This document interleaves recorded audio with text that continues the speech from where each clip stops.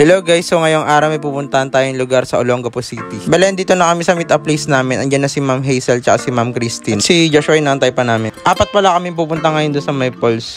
So yung lugar na yon naka-located siya sa Olongapo City. Dito kami dumaan sa Mabayuhan. So dire-diretso lang hanggang makarating kayo sa Gordon Heights Block 27. Yung daan pala dito maganda na siya, sementado na rin. Ingat lang rin sa mga humps. 5:30 na makarating kami dito sa may Gordon Heights sa pagpaparkingan namin ng motor. Pati pala yung helmet namin dito na rin namin iniwan. Nagtingin-tingin na rin kami ng mga bukas sa tindahan para bumili ng may inom na kape. Umaga na rin na mag-start kami umakyat. Bale yung una naming destination is yung school dun sa may mountain sa Tralala. Almost 2 hours na ahon pala yung papunta dun sa may Tralala mountain. Pero may mga banayad din naman na daan.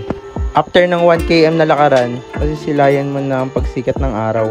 Hindi na lang talaga nakisama yung panahon sa amin at walang ulan. Grabe, nakakawala talaga ng pagod pag masdan yung pagsikat ng araw. Mga konting lakaran na lang, malapit na kami makarating sa school ng Tralala. Plus nakarating na rin kami. Bali yung magiging guide kasi namin, malapit dito yung bahay, kaya dito na rin kami nag-meet up. Bali yung magiging guide pala namin si Proclito, lokal siya dito. Nung dumating siya, nag-ready na rin kami para tuloy-tuloy na kami mamaya sa trail.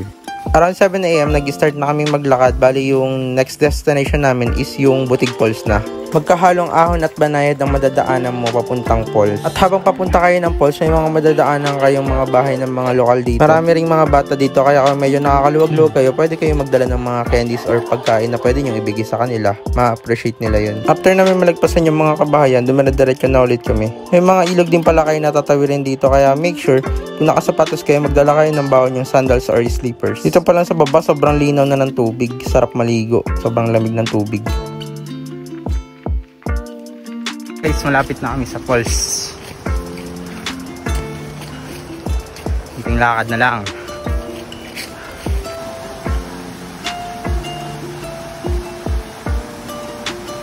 After nyo pala malagpasan yung mga ilog na yun, medyo yung part ng daan dito medyo paahon na. Tanungin muna natin yung mga nabudol natin kung kamusta yung trail. Banayad, Ma'am Christine. Banayad, di ba? Oo, sabihin mo. Oo. Oo. Yeah. Banayad, no? Yeah. Oo, di ba? Sabi sa inyo, banayad eh. Good for beginners. Tara, subukan nyo na to.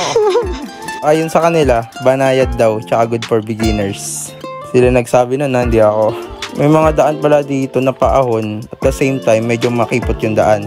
Kaya make sure daan-daan kayo, tsaka mag-iingat kayo.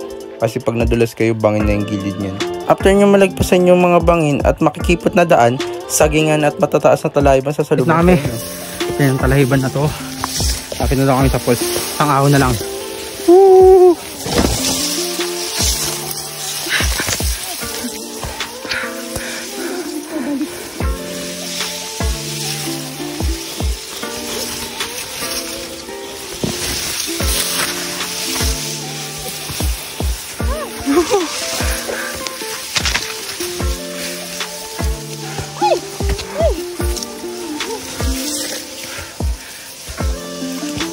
Kanina ko pa naririnig yung malapit na, kaya feeling ko medyo nabubudol na kami.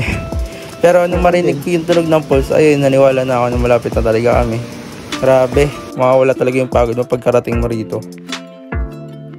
Welcome to Butig Falls!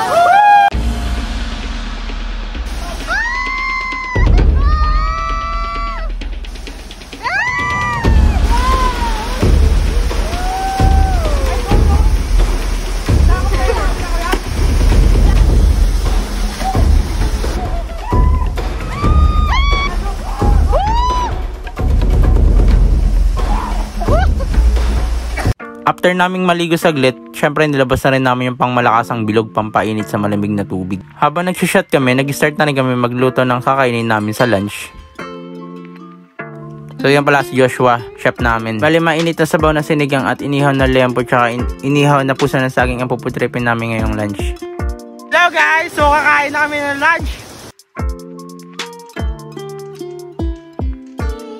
Hello guys! So ngayong araw nandito tayo sa Butig Falls.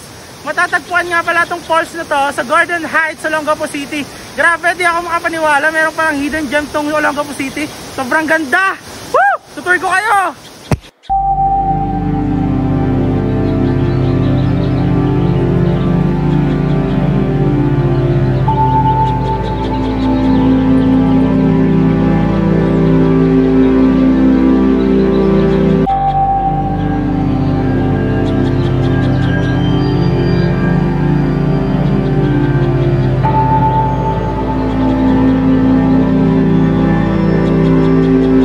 After maligo, nagpahinga na ako dyan sa duyan habang umiinom ng kape.